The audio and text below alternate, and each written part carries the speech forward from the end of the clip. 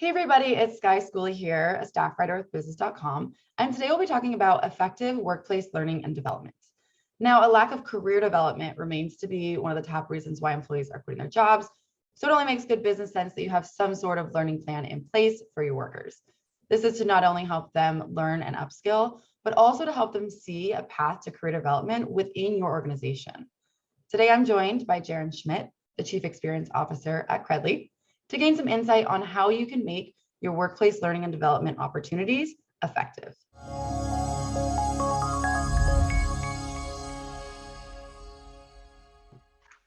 Hi, Jarin. Thanks so much for being here today to talk with me about workplace learning and development. Why is it so important for employers to offer learning and development opportunities to employees?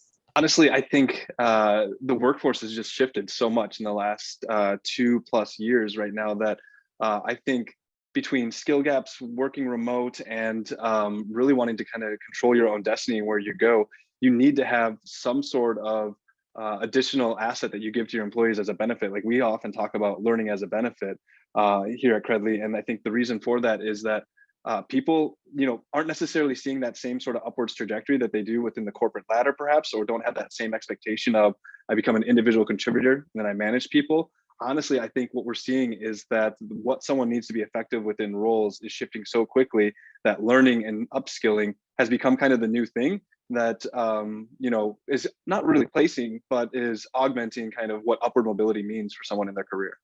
So is there kind of a standard learning and development plan that employers typically follow? And if so, is it effective in today's workplace? I think the standard would be having one in place, and that's becoming more of the norm. But I wouldn't say that there's any one standard out there or approach to it, and that would be because of what industry you're in, or more importantly, what that employee's desire is. So this kind of goes back to some of the things I said earlier, which is, learning is becoming one of the most sought after benefits that employees are looking for. And so, in order to get that right learning and development mix, what you have to do is understand what's important to the company, but then also what's important to the employee and making sure that you can live up to or meet those standards as you roll out any sort of learning and development programs. Great. So I guess in addition to tailoring it to the employees and the company's needs, do you have any other sort of tips for how employers can enhance their learning and development opportunities?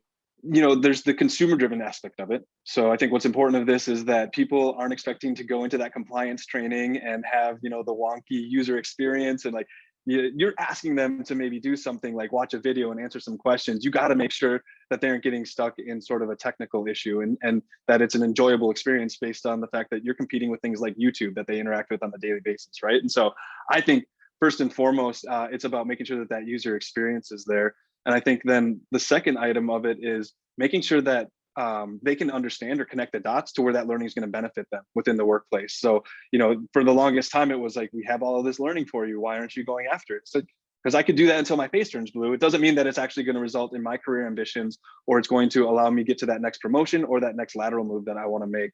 And so I think that's an important aspect of it.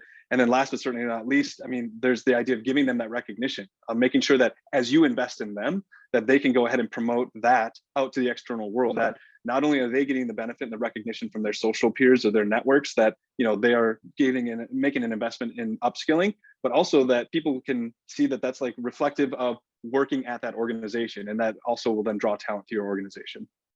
Awesome. So I guess moving forward, if an employer doesn't already have a learning and development plan in place for some reason, do you have advice for how they can go about starting one? There's like the kind of the easy answer on that one, which is what skills do we have at our organization? What skills do we want? And how is the labor market shifting? And like, that's the easy thing to say, a really, really hard thing to do. And so what I would say is look at trying to tie it out to kind of what I said earlier, which is making sure that that'll have a meaningful impact on the individual and the company. So start with some of those business goals that you have in the short to midterm.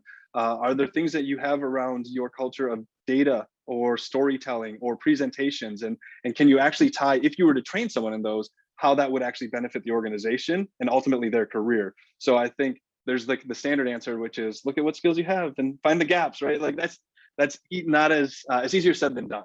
But if you can actually say, if people within this sort of role start building out a broader understanding of data and how to visualize data, here are the type of opportunities that we can award them with. I think that's going to totally change the dynamic and the incentive structure for the employee.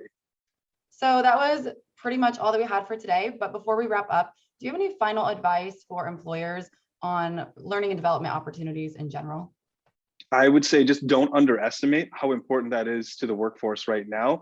I mean, obviously it's important to the organization, right? You want people that are constantly upskilling and reskilling. There's that joke that we often tell when they say, well, if I train them, what happens? Like they might leave. And it's like, well, what if you don't train them and they stick around? Like that's almost worse, right? And so I guess my advice is make sure you have some sort of learning and development program in place and that you're really championing that with your employees in a way that helps them understand or appreciate how it's going to benefit them long term.